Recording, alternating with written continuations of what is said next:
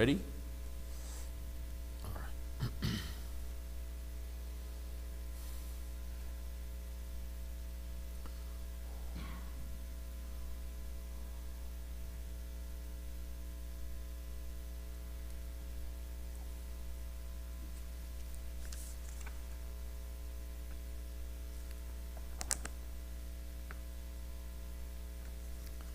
All right. Bismillah, alhamdulillah, wa salatu wa salamu ala rasulillah. Start with the name of Allah, God Almighty, seeking His help, His blessings, and His protection. We praise Him for He is the Lord of everything in existence. And we ask Him to bless the Messenger. Allahumma allimna ma yanfa'una wa anfa'na bima 'allamtana wa zidna ilma. We ask you, Allah, to teach us what benefits us and to allow us to benefit from the things that we learn and to increase us in knowledge. So we're continuing with our series, Prophetic Stories, Illustrations of Life. And today, the story is going to take another turn where the Messenger sallallahu alaihi wasallam here now is in his very first years of being in Medina. So he's still relatively new in the new city after he migrates. And one of his traditions, and we said this is one of the successful methods of leadership, is for him to check on his community, to check in on people and to find out how they're doing. So basically, on this particular day, he was riding on his animal, on his mount, and it happens to be a donkey. And the scholars, when they look at this thing, they actually bring out something interesting, the fact that the messenger was very humble. So kings are known not to ride on such animals. It's not appropriate for them. But he rode whatever was available for him, and he did not distinguish, and he did not care what mode of transport he was riding on. And he had behind him his beloved grandson through adoption, which is Usama ibn Zayd. So Zayd is this adopted son of the Prophet ﷺ, and he's one of the very first Muslims, in fact, from outside the biological family of the Prophet. And this is his son Usama. So he had him behind him on the donkey, and he went to visit the family of Bani Harith. Specifically, he had someone in mind, which is Sa'd ibn Ubadah, who's the leader of the tribe called Al-Khazraj. So Sa'd, of course, is somebody who's very special to the Prophet ﷺ, because when he first arrived in Medina, he made great accommodations for him. And he wanted to visit him in his house specifically. Now, on the way, he passes by a gathering of people where they were mixed. There were some Muslims and some pagans, which is the makeup of the city. The makeup of the city of Medina was mixed. They weren't all one faith. They were pagans, and they were Jews, and they were Muslims. And among them is a man by the name of Abdullah ibn Ubay ibn Salul. Abdullah ibn Ubay ibn Salul. Now, this is a very famous individual or infamous, let's say, for many different reasons. But this is a moment before he had embraced Islam. So again, very early days that the Prophet is in Medina.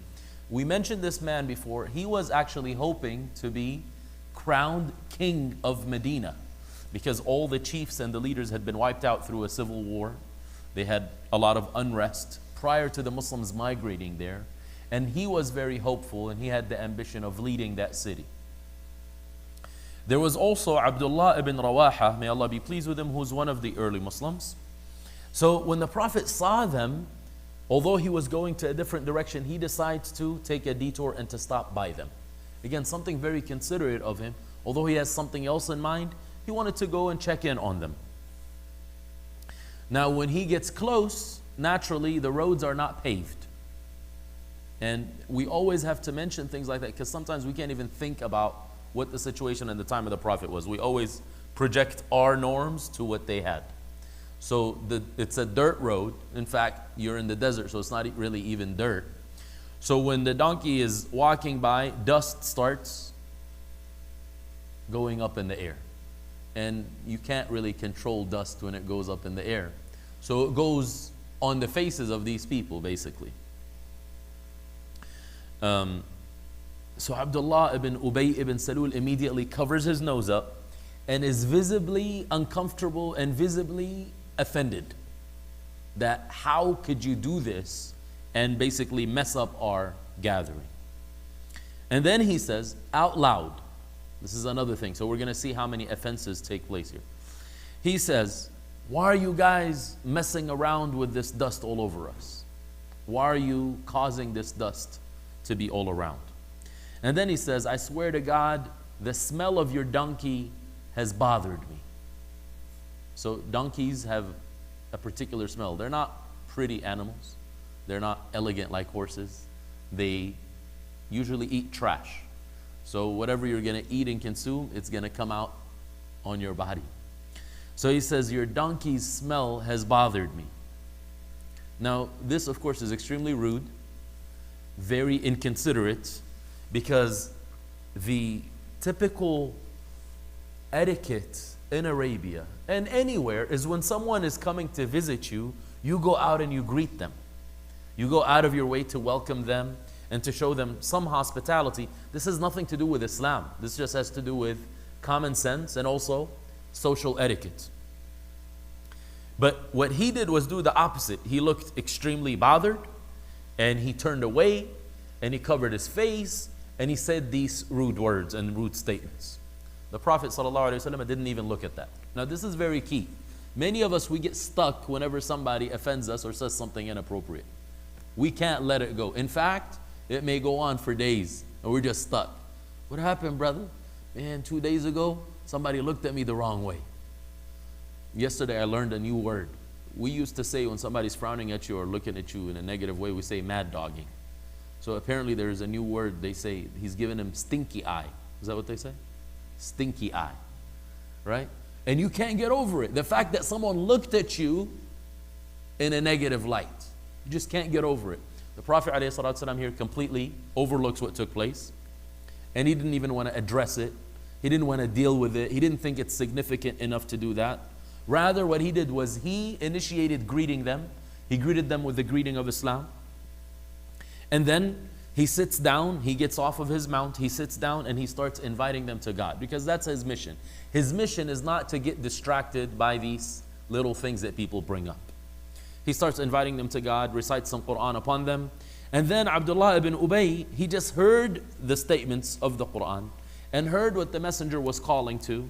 So basically, he could not doubt the truth of these things. Because remember now, he spoke the same language as revelation. So they didn't have an issue understanding it properly. They understood exactly what was said. And he's not gonna debate it, and he's not gonna refute it. Rather, he decided to do something else to cause trouble. And what he said, look man, this is straight how he spoke to him. He didn't say Muhammad, he didn't say Abu al-Qasim, he didn't use any of these titles. He says, Ya ayyuha al-mar'u innahu la ahsana mimma taqul. He says, hey you buddy, there's nothing better than what you're saying. In kana haqqan, if it is the truth. فَلَا تُؤْذِنَا بِهِ فِي مَجْلِسِنَا. Don't bother us with this stuff while we're sitting and gathering. It's good if it's the truth, but don't bring it over here. ارجع إلى منزلك فمن جاءك فاقصص عليه. Go back to your house, and whoever visits you, you get to tell him whatever you want to tell him. Extremely rude, right? Now he didn't say it in a rude way. He says, look, you're saying some beautiful things, guy, but you know, we ain't got the time for this. And if somebody's interested in entertaining what you have to say, they'll come and visit you. Why don't you go back home? Now, again, this is not proper etiquette. This is extremely rude. And this is also doubting the truthfulness of the most truthful person.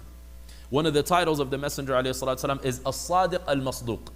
As-Sadiq means the one that says the truth. Al-Masduq is the one that his truth is attested by a higher being, like by Allah. Because Allah attests to the truth of his messenger. So Abdullah ibn Rawaha, the Muslim that's in that gathering, got extremely offended. And he went to the Messenger of God and he says, O Messenger of God, please come over to our gatherings and tell us what you have. The opposite type of reception. He says, because we love what you have to say. Bala ya Rasulallahi, فاغشنا به في مجالسنا فإنا نحب ذلك. We love what you have to say. Please continue coming over and visiting us and sharing this stuff with us. Then another man from the Muslims, from the Ansar, the sponsors, the local residents of Medina, he says, والله لحمار رسول الله صلى الله عليه وسلم أطيب ريحا منك. He says, I swear to God that the donkey of the messenger of God, his smell is better than your smell. His scent is better than yours. Now that's a low blow, right? Because what did the guy say? He says, I was offended by the nasty smell of your donkey. He says, well, that smell is more pure and more beautiful than yours. Now they started going back and forth now. Things got heated and they started actually going at it and abusing each other physically. Then, now this was, again, we said it's a mixed gathering. So you got Muslims, pagans, and Jews, and now they're going at it. And then they started actually getting physical with each other. So this it became an altercation. Then the Messenger ﷺ was cooling them down and tried to reconcile among them until they calmed down and things were settled. Then the Messenger of God got back up on his donkey and he went to Sa'd ibn Ubadah, which is his original intention. He went and visited Sa'd and he reported back to him what took place. Now, although he's the Messenger of God, this is something very important for us, is go back and talk to people who have more experience with the situation.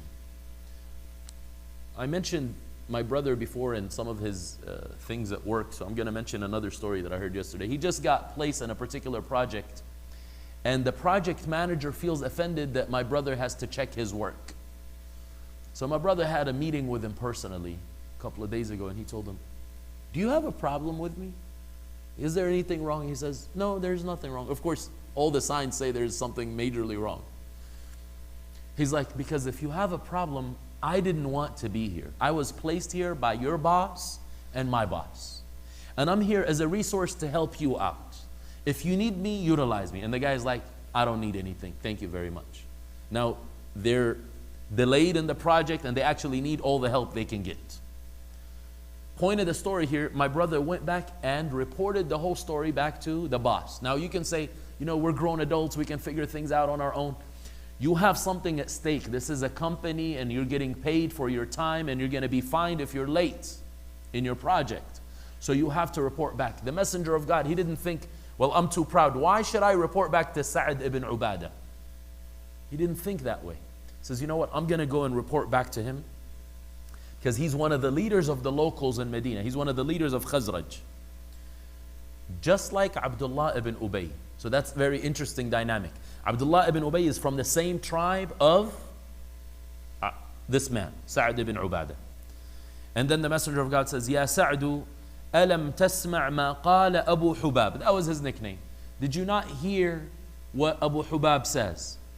He says so and so. And he basically relates to him the story. So then Sa'd ibn Ubadah says, Ya Rasulallahi, u'fu anhu wasfah. O Messenger of God, please pardon him and forgive him. فوالذي أنزل عليك الكتاب لقد جاء الله بالحق الذي أنزل عليك. He says, I swear by the one that brought the truth. Allah has brought the truth in what He sent to you. وَلَقَدْ اصْطَلَحَ أَهْلُ هَذِهِ الْبَلْدَةِ عَلَىٰ أَنْ يُتَوِّجُوهُ فَيُعَصِّبُونَهُ بِالْعِصَابَةِ. He says, the people that of this city, meaning of Medina, it was called Yathrib before the Prophet migrated to it, they had actually reconciled among each other and they made up because the two major tribes were killing each other. So then they came together and they agreed to appoint this man a chief over them. وَلَقَدْ جَاءَنَا اللَّهُ بِكَ وَإِنَّ لَا نَنَظْلُمُ لَهُ الْخَرَزَ لِنُتَوِّجَهُ. He says, when you came to us, we were actually getting prepared to crown him upon us. فَلَمَّا أَبَى اللَّهُ ذَلِكَ بِالْحَقِّ الَّذِي أَعْطَاكَ شَرِقَ بِذَلِكَ فَلِذَلِكَ فَعَلَ مَا رَأَيْتَ. He says, but when Allah brought forth the truth with you, He got very offended and upset. So that's why He's saying these foul things. So what is Sa'd ibn Ubadah doing here? Informing the messenger of the reality on the ground. So now, I'm going to take back the story to what I just mentioned about that job site. My brother's boss actually told him, look, this guy has issues, but I'm going to send you there because we need your help. I'm not sending you there so you guys can compete and have a problem. So that's very important. But that happens when you report back. So the guy appreciated reporting back, and he says, look, I'm going to tell you the reality that you're not aware of. Then the messenger of God, of course, forgave that situation and pardoned it and basically just turned the page on it. Now something happens later on. The Battle of Badr soon thereafter takes place in the second year after the migration. And then the messenger of God actually was victorious along with his army. And the major pagan leaders were killed in that battle. They were casualties of war. Although Abdullah ibn Ubay was hoping that they were going to win. He lives in the city of Medina, but his allegiance and his loyalty is to the enemies of the Prophet. So then when the messenger won, he realized, look, man, there's no hope for me to become leader here anymore. So what am I going to do? So he says to the other pagans, he says, this thing is settled. Meaning, Muhammad's affair now is settled here. He is permanent. We're not going to do anything about it. So then the pagans and Abdullah ibn Ubay actually went and embraced the faith and gave their pledge of allegiance to the messenger of God. And they pretended to have embraced Islam. When did they do that? When they realized that the Muslims have the upper hand. And that's typically whenever hypocrisy actually shows up. Hypocrisy doesn't typically show up in a time of weakness. It shows up in a time of strength. So when the Muslims had the upper hand and they realized Muhammad is actually the leader of this city and everybody is accepting him, they're like, you know what, if you can't beat him, join them. But that doesn't mean they actually join them full-heartedly. It doesn't mean they join them with sincerity and being truthful. So they actually still had a lot of hatred inside their hearts, and they still had a lot of the diseases in their hearts. But they externally embrace Islam, and in our tradition, if somebody tells us something, we accept it from them. We don't know what's in people's hearts. And not all of them remained in this state of hypocrisy. Many of them actually fixed themselves up. So you never know. Don't give up hope on people and say, and you know, I don't know about this person. They actually came to Islam or they came to the mosque, but maybe they have some ulterior motives. That's none of your business. They can have ulterior motives. Well, they came so they can get some of the zakah funds. Okay. That was one of the methods that the Prophet brought people to Islam through. He gave them gifts. You want money? Here, money. They just wanted food. What's the problem with that? Well, we don't know if they're actually sincere. Are you God? Are you their judge? No, you're not. So we have to actually help ourselves and put ourselves out of that judgment box where we're looking into people and trying to see what's in their hearts. So basically, this is the story. What's the title of today? The title of today's lecture is actually The King. And who is the king that we're talking about? This man, Abdullah ibn Ubay ibn Salul, who felt so close. Basically, this is like right before he gets inaugurated to be leader of the city. Plans change. And he basically, the carpet is taken from below him. So a few of the lessons that we can extract from this. Number one, the fact that imagine the messenger of God visiting and walking or riding in this particular gathering that's mixed. Again, it's not all his people. There is pagans, there is Jews, and there is Muslims. He did not prohibit the Muslims from taking part in that gathering. He did not say, why are you guys sitting with those people? Because in real life, you're going to contact others. The issue is not to be in contact with them and to deal with them and to work with them and to engage with them. The issue is to be influenced by them and to compromise your own principles. And then, although he saw the aftermath of what took place, things got heated, there was arguments, people even got physical, the messenger of God still did not tell the Muslims, how dare you guys still sit here after what took place? He just let them be. That's extremely important. Now, most people, I'm just going to give an example. Let's say this happens among our families, because none of us are messengers of God, and we're not necessarily going and preaching the message to anyone. Family. You go with your family to somebody's house, and this is typical with family gatherings, and some type of altercation happens. Now the father is the leader of the family, and he feels offended after the altercation. What is his reaction? Not only does he leave, he says, my family is going to leave as well, and we're never going to talk to you guys ever again. And those are the same family, same religion, same community, but with small problems, they decide to sever ties. Compare that to what the messenger just went through. His personal integrity was attacked. He was cursed here, disrespected, although you can say it's an undercover disrespect. It wasn't blatant. But he didn't expect his community to actually do anything about that at that moment. There is a time and a place. But here he didn't think it was appropriate. Because whenever he makes a decision, it's very measured. You have to plan things out and you have to be strategic. How do I address these things? Is this a battle worth fighting? He was relatively new in the city. People don't realize that, by the way. They think they want to practice Islam and they take a text here and they're like, well, this is what the text says. This text is in place with the context of 13 years after the Prophet migrates. 13 years after the message started. This is not how he behaved in Mecca. Or others will take a text about a particular teaching in Islam and say, this is how it's supposed to be and there is no compromise. True, this is how it's supposed to be, but in due time. What the Prophet implemented in Medina 10 years after the migration is not what he did when he first arrived in Medina. He was still trying to win people's hearts over. He's relatively new. And we just realized in the story that there was someone else that was competing for the spot of leadership in the city. The Prophet didn't necessarily know all those details. He knew, look, these people, a lot of their elders had been wiped out. And this happened, by the way, in Bay'atul Aqaba. When the people of Medina came over, the Prophet took his uncle Al-Abbas. Al-Abbas was not a Muslim at the time. And the Prophet would go and visit different tribes and he was simply seeking asylum. He's like, I just want somebody to give me an opportunity to preach my message. God has given me a message. I just want to be safe to preach it. Who would give me that? Who would offer me that? And he met with these people from the city called Yathrib, and they were all young people. So Al-Abbas comes to the Prophet and says, my nephew.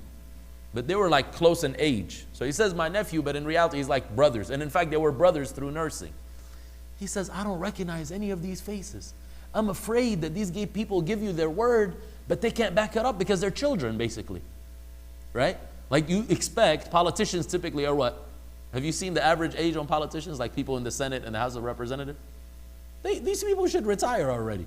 They're all old, right? So let's say you have like a teenager or someone like straight out of college and really active and really, strong and well-mannered, and they're saying, I'm the new mayor of Rancho. Like, what? We've never seen a mayor your age.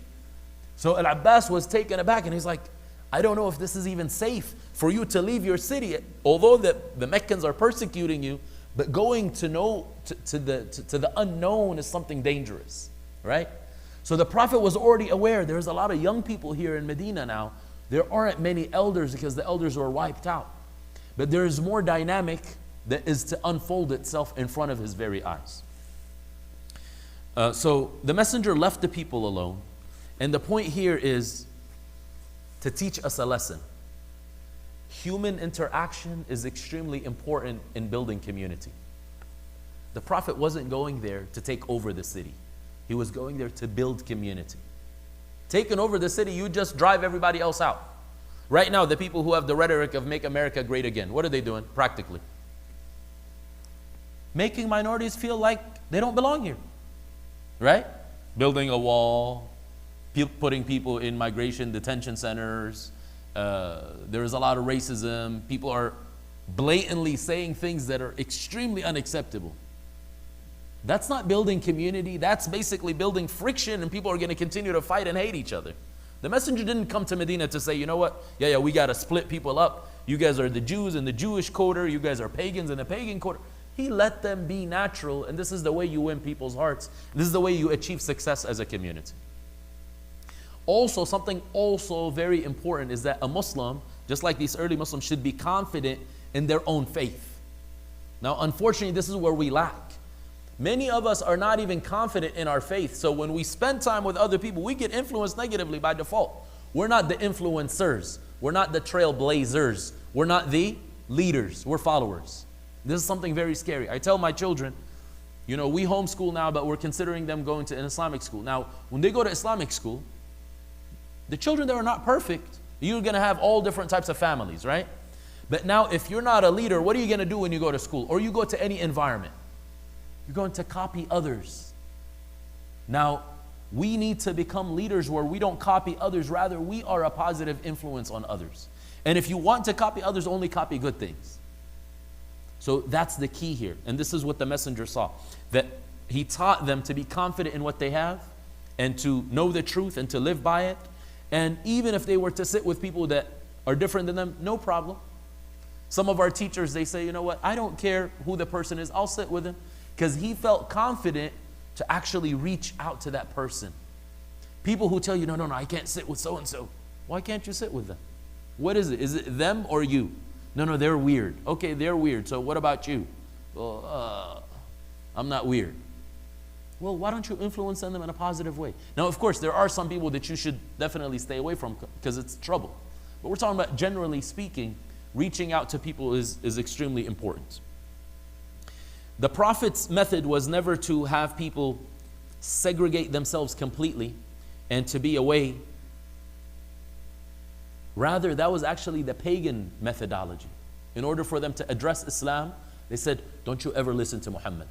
Don't talk to him. And that's what you hear right now. The divides that we have in our society is, don't sit with these Muslims. You'll have an open house, and some people in church, they'll tell them, make sure you don't go to that mosque. Because they're going to do what? They're going to do magic on you. You're going to come back a different person. What is happening here? Nothing. But it's called scare tactics. Don't go there because they may influence you in a negative way. That's because the people themselves have lack of confidence. They don't know that they are on the truth. They're actually doubting it. So they're afraid of exposing themselves. What they would say is, لا تسمعوا لهذا القرآن والغوا فيه. Do not even listen to this Quran, this recitation that's being said. Rather, argue with it. Rather, while it's taking place, try to have side conversations. Abdullah ibn Ubay, what he says is, go back to your place, and whoever visits you, you can talk to them. Now, this is important. Unfortunately, most of our teaching take place in our places. We don't go out to people. But look how many people are here. Not even in our own community does everybody show up. The Prophet's method was to go to people and to visit them and to share with them, whether they're from the Muslim community or outside of the Muslim community. The only people who come are those who are already interested, meaning I already put time aside and I actually intentionally want to do Maghrib and I want to do Isha and I want to sit in between. And inshallah, I'll get some benefit. But the majority of the people don't have that. So you have to find ways to go to them on their own terms. When it's what? When it's suitable for them. When it's something that they can actually listen to you in. Don't go to people when they're busy trying to go to work. Hey, I need to give you something extremely important. Right now, the most important thing for that person is going to work. It's not what you have to say. So it has to do with wisdom. Know the time and the place. But the way of the hypocrites was to say, you sit in your place, and this is where you see how liberalism affects and influences the religion negatively. Liberalism says religion should stay in the houses of worship, and whoever wants to talk about religion, go to the mosque and talk. You want to talk about God? Go to church. God should not be in the public space. That's what we have right now. Anyone who mentions God, how dare you? You're mentioning God. You're encroaching on my privacy, on my freedom of expression. Okay, how about the flip side? When you don't mention God, aren't you encroaching on my freedom of expression? Why is it only good for you to do what you want to do and I can't do what I want to do? Why are your values positive and my values negative? Why are you being judgmental? Always bring that up, by the way. The people who say, don't judge me. Why are you judging me? So they say, don't judge me. You think I'm not religious. You're judging me thinking I'm religious. Who told you I'm religious? Well, you look like it. Oh my God, here we go. That's what judgment is. And what do you look like? You look like you're non-religious. Who says that? Like there is no yardstick to measure religiosity. This is not like oil in your car. You take it, what is that thing called? You take it out. Okay, you got this much Islam in you. Okay, you have a pass. You're full. Or you need to go get a... We don't know that. So anyway, the pagans were afraid of even listening to what the messenger has to say. And they were afraid of mixing with the Muslims. So what they did was basically close themselves off. And that's why whenever the Sahaba were very new to Islam, they were extremely comfortable mixing with others. And the point behind that was so Islam would spread in society. And then also they can have a greater impact on the community that they are in. And to ensure that these fake borders and fake walls that are built in society are naturally removed. That happens when you're able to visit people and exchange life and human experiences. Eating together, visiting each other, just checking on each other, going and visiting someone who's sick, visiting your neighbor, and so forth. So now, the author here says, he's like, although right now the world is so open due to social media and we can find out things that are happening in the furthest corners of the earth, a lot of people are actually so closed, and they basically close themselves in and they put walls around them. And they don't allow anyone to see the light that they have. They don't allow anyone to do that. As if they're basically surrounded by a glass wall and they're afraid that it's very fragile and it may break at any moment. So again, the believer should be confident in what they have. But this is a call for all of us to actually gain confidence. It's true, many of us are not confident, and that's not a problem if we can admit to it. It's not a problem if we admit, you know what, I don't know my religion. Okay, the solution is not for you to stay away from mixing with people. The solution is for you to do what? Learn it. Put some time in, invest some time in, so when people engage you in conversation, you're able to address their concerns. The second lesson here is the messenger's lofty character and mannerisms. Now, when Abdullah ibn Ubay tells him, hey buddy, ayyuha al-mar, so-and-so, like he didn't even address him by his name. How did the messenger talk about this guy in his absence? Key reaction. He could have said, this jerk out there, he said my donkey is stinky. He says, did you not hear what Abu Hubab says? Abu Hubab is the guy's official nickname, a name that is beloved to him. He didn't call him a derogatory term. He didn't use any slur. He didn't call him out, even in his absence. We already know how he reacted in person. In person, he just didn't address it. He pardoned it. But even now when he's reporting to Sa'ad ibn Ubadah, he was still careful in how he addressed it. And that's very key.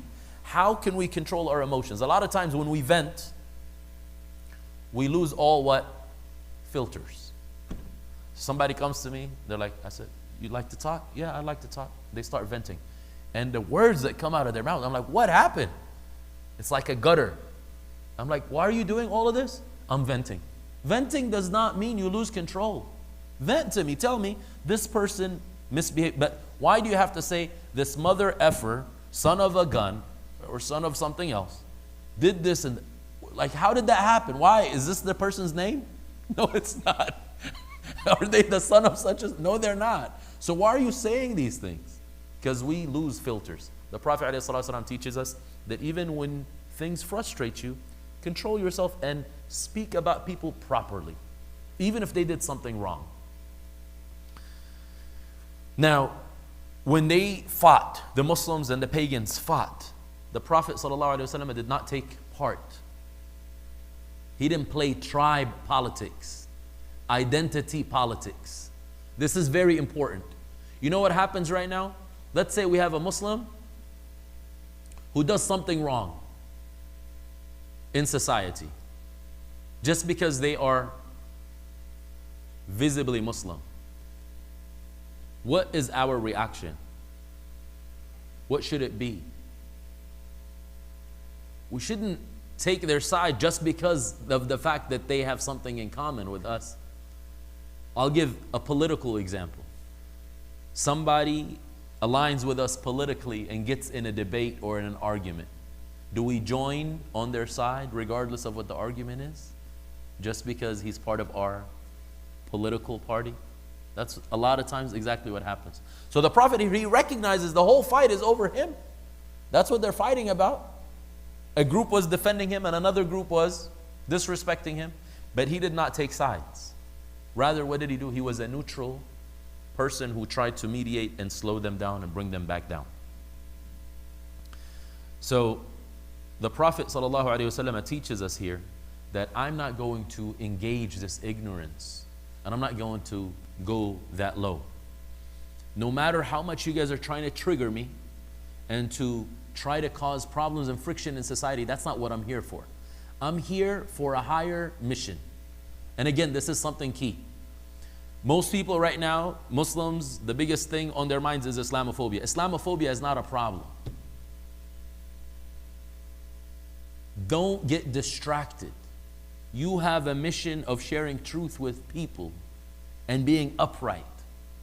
But we are getting involved in identity politics and playing a game that we don't know the rules to. And whenever you play a game you don't know the rules to, are you going to be a winner in the end of the day?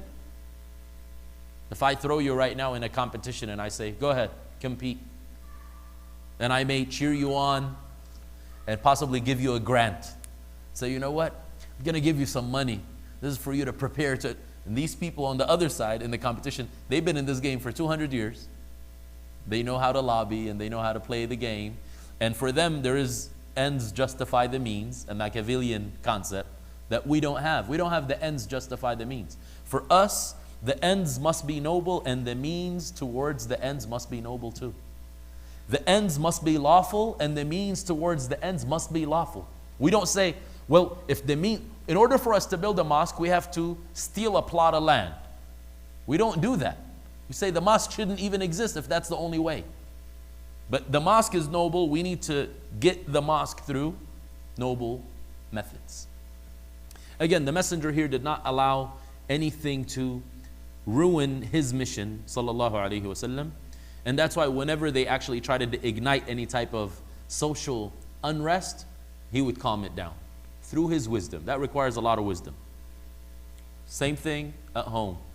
You know, some people, you notice that they say things simply to get under your skin. At work, some people just do things to get under your skin. How are we reacting? Do we react to it in a way that we may regret later on? Or are we able to contain ourselves and be wiser? The next lesson. Sa'ad ibn Ubadah, may Allah be pleased with him, he actually gave a great diagnosis of the condition of Abdullah ibn Ubay. He was very precise. It was very detailed because he had long experience. And he says, this has nothing to do with the difference of opinion that he has with you or the fact that he's not convinced with your argument. Rather, it is jealousy and envy. And this is what people don't get. Many bullies, the reason they bully, I remember, I think a lot of parents say this, but sometimes I don't know how true it is, but when people bully you and you come back home complaining to your parents, a lot of parents say the reason they're bullying you, how do they actually comfort you? What do they tell you? They say they're jealous of you. Sometimes the person who gets bullied would be what? The pretty person. The most pretty person gets bullied sometimes. It's not their fault. God made them pretty. But they go and they pick on them. Sometimes it's the smart student. And they're like, oh, you're close to the teacher, and they start picking a fight over something that should not be a fight. It's not an issue of contention. So likewise, Abdullah ibn Ubay's beef with Muhammad was not over disagreement on Islam. And many of the enemies, that's not their disagreement. They don't disagree that Islam is correct. Allah says, حَسَدًا مِنْ عِنْدِ أَنفُسِهِمْ. Rather, it is envy and jealousy that is deeply embedded in their hearts. That's all it is. They don't want to see somebody else succeed. We'll take it all the way back. As soon as Muhammad actually got the ministry and got the mission, some people were not happy because he was not from their family. This happened among the Arabs, but also happened with other people, the other Semitic group. They're like, he's not from the children of Isaac. He's not from the children of Jacob. He's not an Israelite, so we're not going to believe in him. Is what he's saying true? Of course it's true. But he's not from the same bloodline. حَسَدًا مِنْ عِنْدِ أَنفُسِهِمْ. Allah describes that. So always remember that when you deal with people who have beef with you, you're like, well, I'm trying to make sense of our argument. you're not going to make sense. It's something deeply rooted in the person's heart. They're not going to make up with you. You need to get out of certain circumstances. You need to get out of these relationships because there's no way for you to actually advance. There's no way for you to reconcile. So he realizes that what the messenger brought, the truth that Muhammad brought, has actually removed his own leadership, which he was seeking and he was looking for. This was his greatest ambition. And again, whenever somebody takes your ambition, you basically can never forgive them. You're going to hate them for a lifetime. Is it warranted? No, it's not. But it's something that is within the human being. If they're not able to control that hasad, it will burn them. So the scholars say every human being has hasad in them. They have envy and jealousy. The righteous person is the one who's able to keep it under control. But everyone has it. Don't say, I don't, man, no, my heart is clean. My heart is crystal clear. I don't hold these feelings towards others. Oh yeah? Yeah. Hopefully. So, when the messenger here basically came to Medina, and he's receiving revelation, and he's the prophet, and although this man had leadership qualities in his city, he was a chief, he was a bit older than the other folks, but he started hating the messenger, and he started hating the ministry itself, and basically he decided, I'm going to undermine this in any way possible.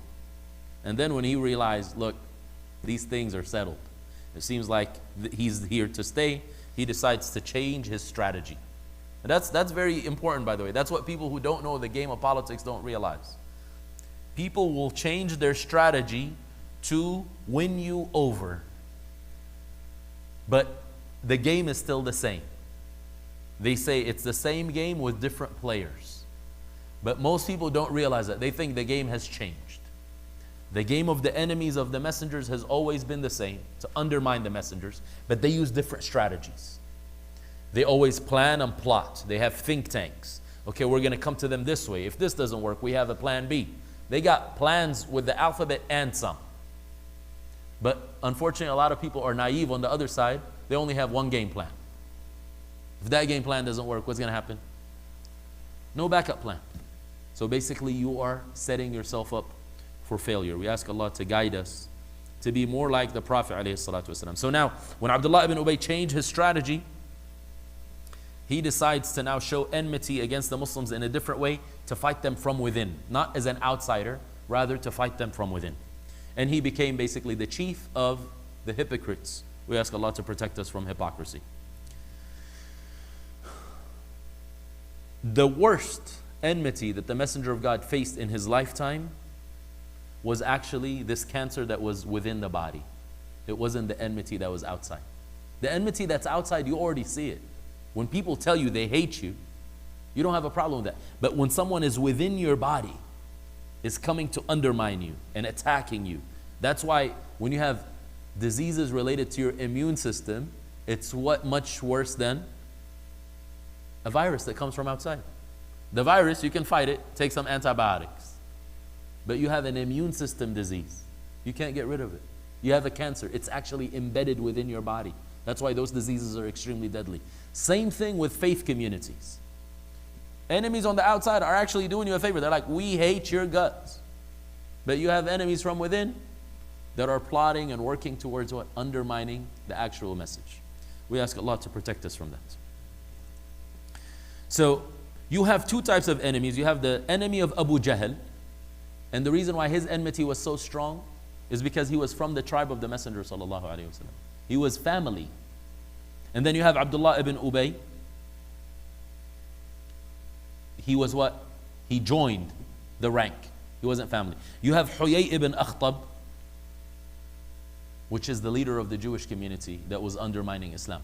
All these play different roles as far as the enmity to Islam is concerned. But which one was the most difficult on the believers? It was the hypocrites. Abu Jahl is obvious.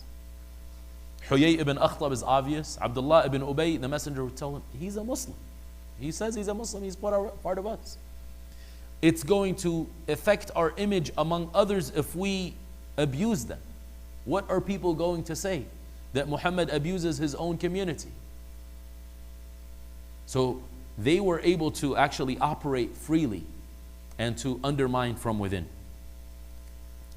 So unfortunately, a lot of these people have deep-rooted enmity and they could not get rid of it, although they knew that the truth was with the Messenger Muhammad. Number 4, you continue to have many conspiracies from this moment on. He embraces Islam externally in the 2nd year after the Hijrah. And then the 3rd year, he actually makes a very evil move in a very sensitive time in the life of the community, which was Uhud. He basically takes 1/3 of the whole army and they retreat back to the city. And they leave the messenger and the Muslim community exposed in front of their enemies.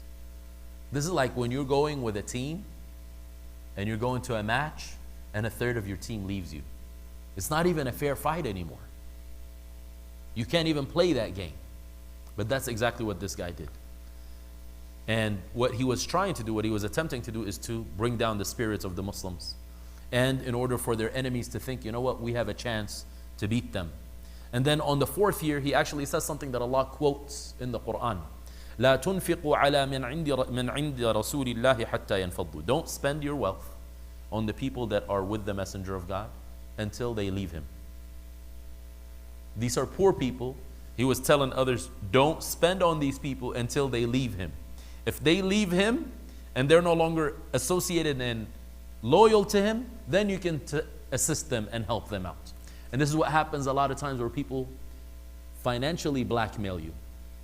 And they'll say, you know what, we'll give you some incentives, but we don't want you to take part in those activities. Don't be with the Muslims, we'll give you something in return. He also says in another occasion, these are all documented in Surah Al-Munafiqun, لَإِن رَجَعْنَا إِلَى الْمَدِينَةِ لَيُخْرِجَنَّ الْأَعَزُّ مِنْهَا الْأَذَلُ. If we go back to the city of Medina, the noble and honorable ones are going to kick out the humiliated ones. And he was referring to the Messenger of God.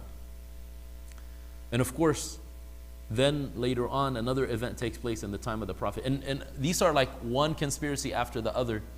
When the Messenger's wife, Aisha, was accused of adultery, he was actually one of the main people behind that propaganda machine. He actually was all over it. That's why a believer, whenever they hear about bad news, they should not be spreading that bad news. Never spread bad news. But unfortunately, that's what the media is all about.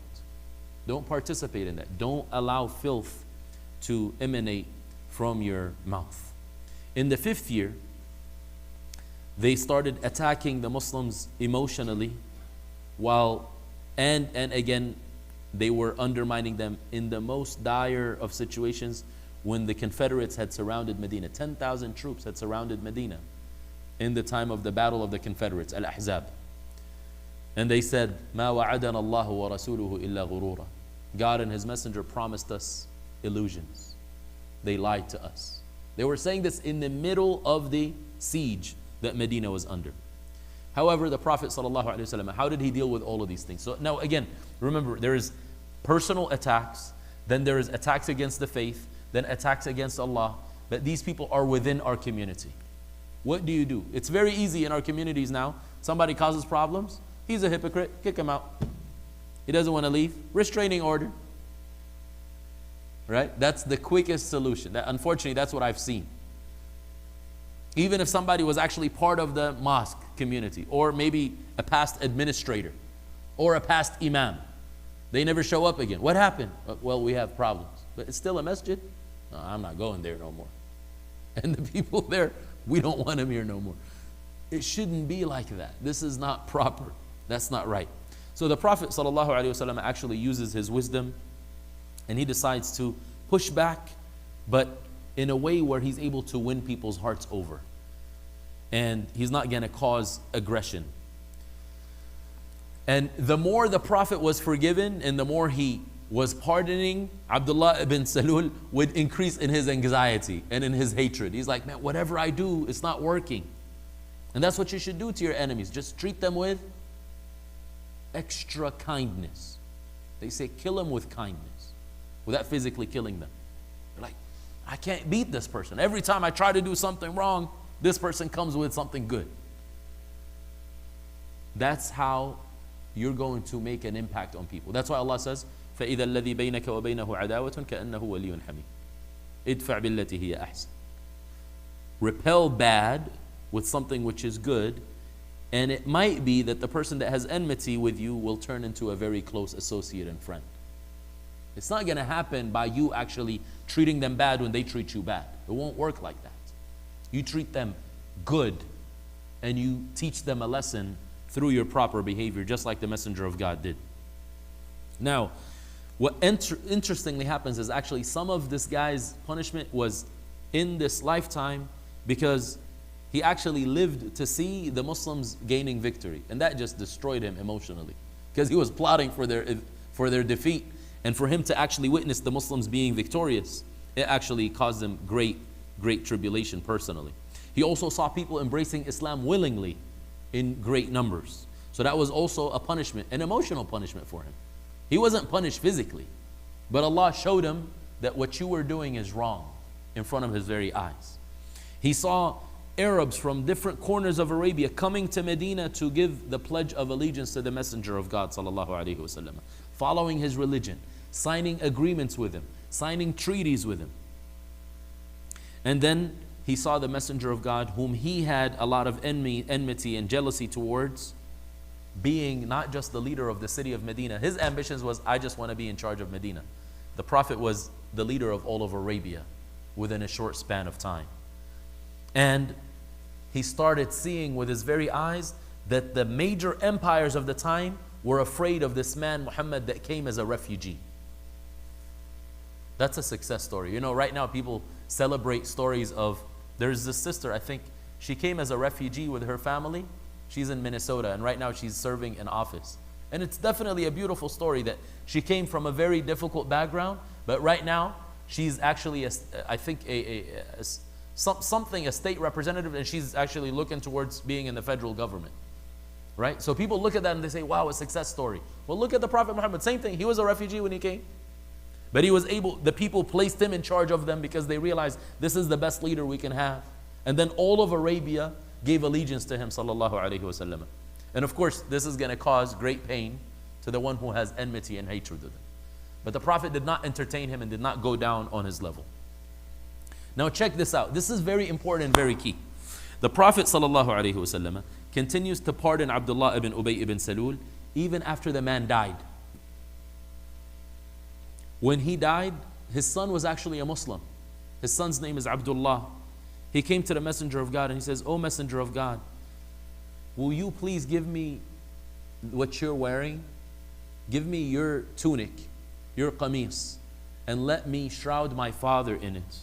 So then the messenger, with no questions, he removed his tunic and gave it to him. And he says, "Adhinni usalli alayh." He says, announce to me when his funeral is going to be so I can go and do salah on him. So then they shrouded him in the Prophet's clothing. This is the leader of the hypocrites. They shrouded him in the Prophet's clothing. Then the Messenger of God came before the guy was about to be buried. And then he stood up to lead the funeral salah on him.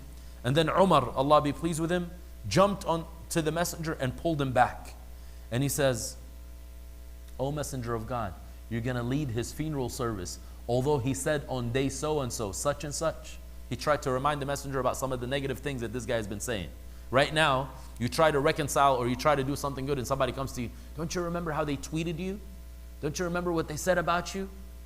And they never want to let go. Why don't you just let bygones be bygones? I took a screenshot of it, but they deleted it. I took a screenshot, and you keep on looking at it. Oh my God, look what they said about me. They changed. They're no longer like that. This guy never changed, but the Prophet didn't want to pay attention to these things, although he knew all about them. So Umar at that moment was repeating some of the most major offenses of this man, Abdullah ibn Ubay. Then the Messenger of God turns to Umar, smiling, and he says, "Akhir anni ya Umar." Umar, please go back. That's it. He smiled. He didn't rebuke him. He wasn't rude to him. Because Umar wasn't saying anything wrong. Everything Umar was saying here was the truth. And by the way, this is what we don't get. A lot of times we want to be kind, and then in our kindness, we turn to be rough on somebody else. Many of the Sahaba, they would see something wrong. They would come to the Prophet and they would say, "O Messenger of God, allow me to beat this hypocrite." He would not rebuke them because he knows what they're saying has some truth to it. He would teach them a lesson. He wouldn't say, "No, I'm going to punish you. How dare you say this and this?" He would just correct their understanding. So here he just smiled and he says basically, "Get back, Umar. This is not the time right now. We're not about to hold a court against this man right now." Then Umar really got passionate about it. And he started begging the Messenger of God. And he says, "O Messenger of God, you're going to pray and seek forgiveness for this man after God prohibited you from seeking forgiveness?" And then he started reciting a verse from the Quran, which is something that the Prophet himself received. "Istaghfir lahum aw la tastaghfir lahum in tastaghfir lahum 70 marratan falan yaghfir Allahu lahum." This is a very powerful statement. Allah tells His Messenger, seek forgiveness for them or don't do so. Even if you were to seek forgiveness for them 70 times, God will never forgive them. So then the Messenger of God sallallahu alayhi wasallam responds to Umar and he says, "Innama khayyarani Allah." God gave me an option. He says, seek forgiveness for them or don't seek forgiveness for them. فقال استغفر لهم أو لا تستغفر لهم إن تستغفر لهم 70 مرة فلن يغفر الله لهم وسأزيده على 70. He says, Allah gave me a chance, gave me a choice. Seek forgiveness for them or don't seek forgiveness for them. If you seek forgiveness for them 70 times, God will never forgive them. He says, I will seek forgiveness more than 70 times. That's the Messenger's outlook at this situation. He was still hopeful. There is a key for that, by the way. More so to honor this dead person, but it was to honor his son, his believing son, because the Prophet had care and concern about his feelings and his emotions. And that's why the Prophet taught his community something great. He says, do not curse dead people because they're going to deal with their judgment, but cursing them harms the people who are alive. Because Abdullah outlived his father. And just imagine every time the father is mentioned, they curse him. Oh, this guy was a hypocrite. How is it going to make the son feel? Even if the son realizes his father was a hypocrite, it's not going to make him feel good. So don't mention people who've passed. Just let them be. Then the Messenger ﷺ, amazingly enough, actually leads the funeral service. And he stays for a long time. And that's a sign that he was praying extra. He was basically begging his Lord to forgive this man. One person says, ما رأيت رسول الله صلى الله عليه وسلم أطال على جنازة قط ما أطال على جنازة عبد الله بن أبي من الوقوف. I've never seen the Messenger of God stand as long as he stood on this funeral than he ever did for any funeral service. That's amazing for the head of the hypocrites, the arch enemy of Islam in Medina. When he was done with his salah, they carried the procession. The Prophet of God uncovered the face of the person who passed, and he actually the Prophet put some of his own blessed saliva in his mouth. Now, why would he do that? The reason for that is so maybe this will intercede for this person. The last thing that he leaves this life with is the saliva of the Messenger of God. He's still hoping that what? Maybe there is a chance. May Allah forgive him. And I'm even going to give him something that he can go with. Sallallahu alayhi wasallam. Again, this requires huge control of our egos. Most of us, our egos are monsters, and we cannot let go. Number 6. Even one statement. So now when you want to look at the legal proceedings. Legally, one of the statements of Abdullah ibn Ubay ibn Salul, legally, in the court of law, it would be considered treason and he would be killed for it. Even one statement. One of his actions, being close associate with the enemies of the Messenger of God, like the Jews of a particular neighborhood, Yahudu Bani Nadir, which, although the Messenger of God was in a state of war with them, He goes to them and he says to them, لَإِنْ أُخْرِجْتُمْ لَنَخْرُجَنَّ مَعَكُمْ. If you guys are driven out, I will go out with you.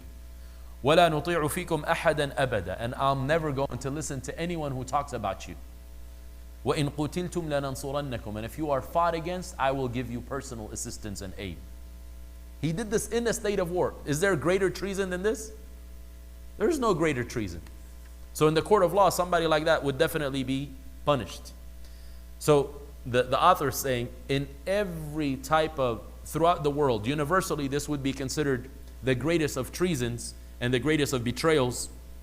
But now, how about you add to that treason the following things?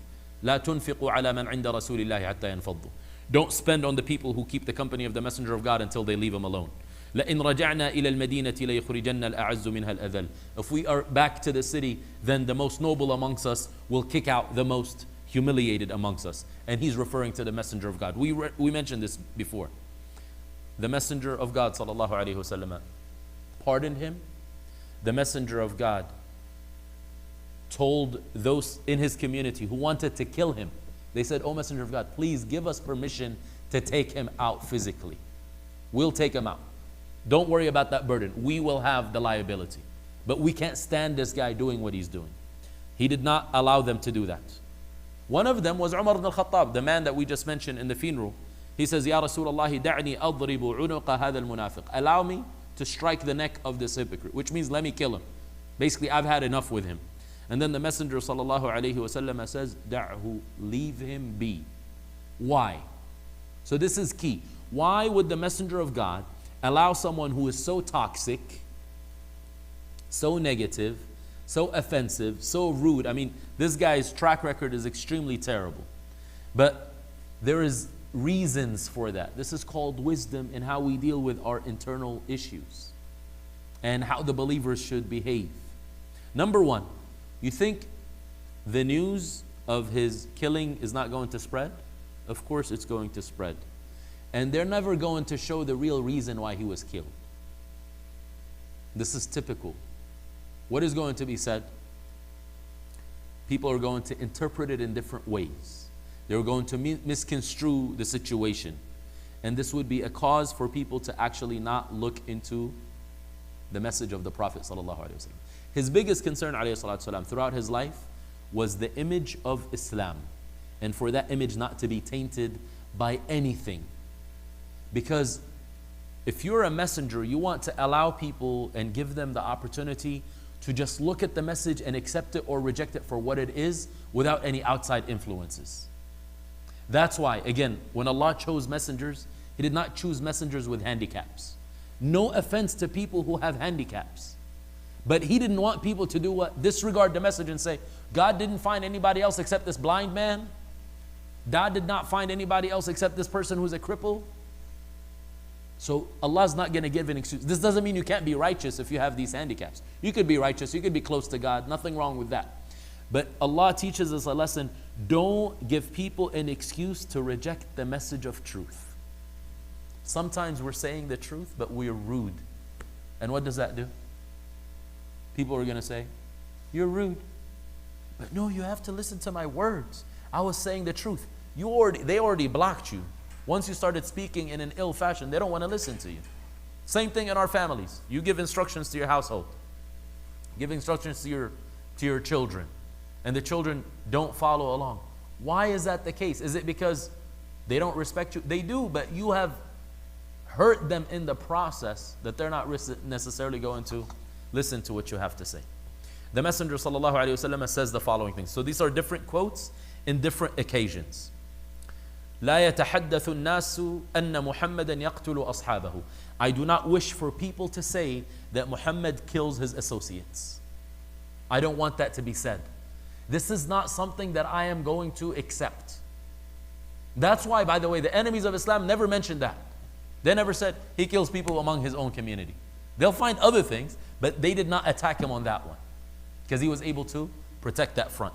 He also says, لا يتحدث الناس أن محمدا قاتل بأصحابه قاتل بأصحابه ثم قتلهم. I don't want people to say that Muhammad used his associates to fight with them and then he got rid of them after the battle. You know, this is what a lot of people do. I don't know if you've heard in human history, certain kings, they would take their army and attack their enemies. And after the battle, because they're afraid for their own well-being, who do they kill? Their own generals. Why? Because they don't want competition. So the Prophet is saying, I don't have that problem. I don't have these insecurities. Others have insecurities.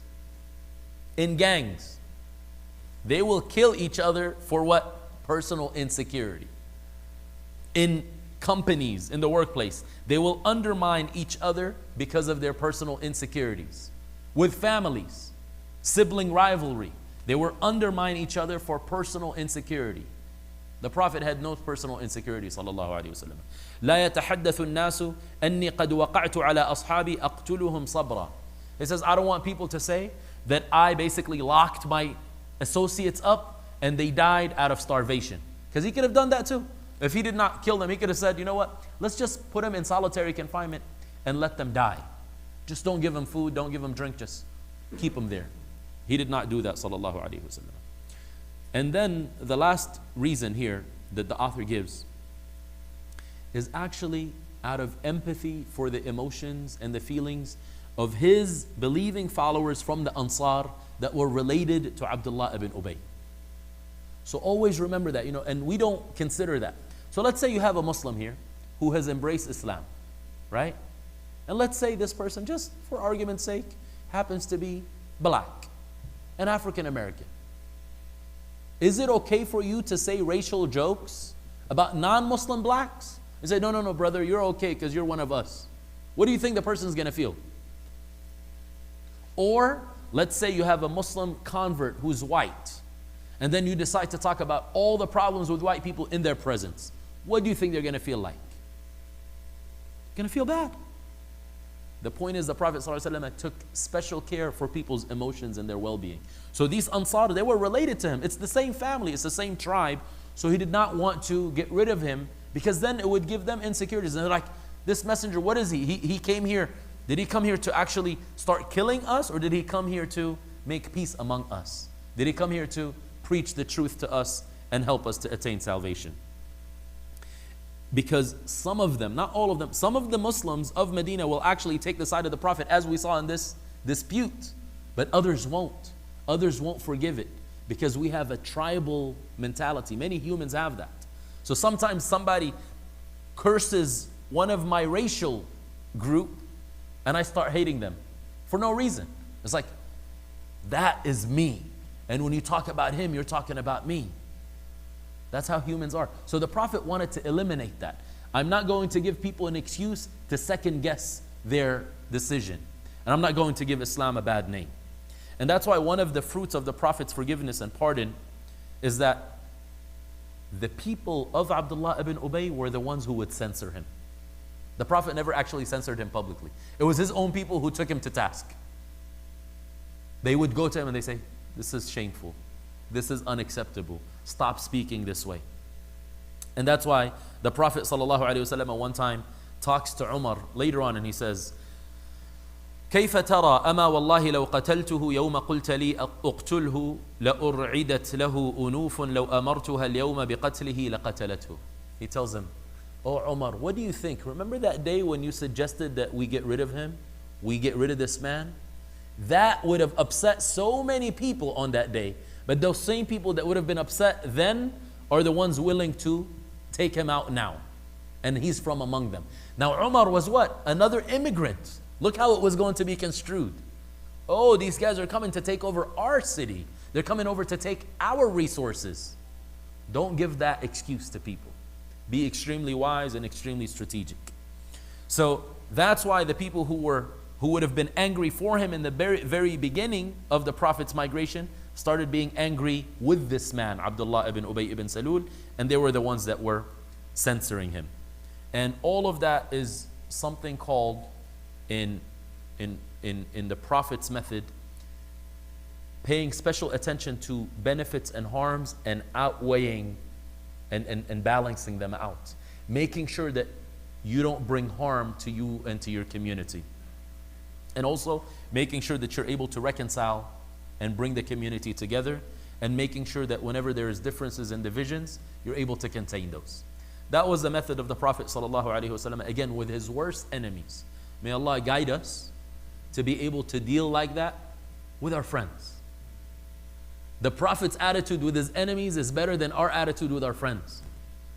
He was able to win over their hearts. He was able to pardon them. He was able to be very strategic in dealing with them without being foolish. Because some people, what they do is they just overlook, but then they get abused over and over and over. We're not talking about accepting abuse.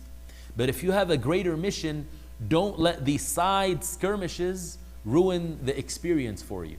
Don't pick a battle when the war is bigger than that particular battle. But I must say the truth. Yes, but there is a time and a place for the truth. Be wise, be strategic. Ask Allah to guide us to be able to do that as a community with those that love us and those that hate us. اللهم صل على محمد وعلى آل محمد كما صليت على إبراهيم وعلى آل إبراهيم إنك حميد مجيد.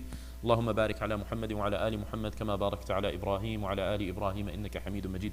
We ask you, Allah, to bless the Messenger Muhammad, to honor and compliment him, to shower him with protection and grace along with his family, his righteous followers, as he did with Ibrahim, his family and righteous followers in the past. We ask you to bless him for teaching us these beautiful lessons, this high moral character. We ask you to allow us to attain that. As the Prophet used to say, Allahumma kama ahsanta khalqi fahassin khuluqi. We also ask you, Ya Allah, Allahumma kama ahsanta khalqana fahassin akhlaqana. We ask you, Allah, as you've perfected our creation and our mold, to also perfect our character and our manners. Allahumma a'inna ala dhikrika wa shukrika wa husni ibadatik. We ask you, Allah, to help us to remember you and to mention you at all times, to be grateful to you for all your blessings in our deeds and in our words, and to be in a state of worship to you in the most excellent of ways, in the way shown to us by your messenger Muhammad. ربنا آتنا في الدنيا حسنة وفي الآخرة حسنة وقنا عذاب النار. We ask you, Allah, to give us the best of this life and the best of the next life, and to protect us from the fire. Allahumma inna na'udhu bika min al-nifaq. We ask you, Allah, to protect us from hypocrisy. We ask you to protect us from the character traits of the hypocrites. The messenger said the character traits of a hypocrite is that when he speaks, he lies. When he promises, he breaks a promise. When he has a trust, he betrays a trust. And when he fights, he loses all filters and loses all control.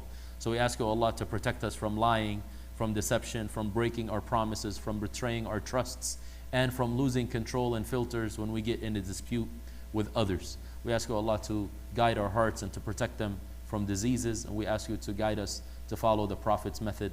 Allahumma salli ala Muhammadin wa ala alihi wa sallam. Bless the Messenger Muhammad, bless his family and his righteous followers. Subhanaka Allahumma wa bihamdik, ashhadu an la ilaha illa ant, astaghfiruka wa atubu ilayk. Allah is far above any imperfection. We testify that He's the only one deserving of worship. We seek His forgiveness and we repent to Him, and we praise Him, for He's the Lord of everything in existence. Wassalamu alaikum wa rahmatullahi wa barakatuh.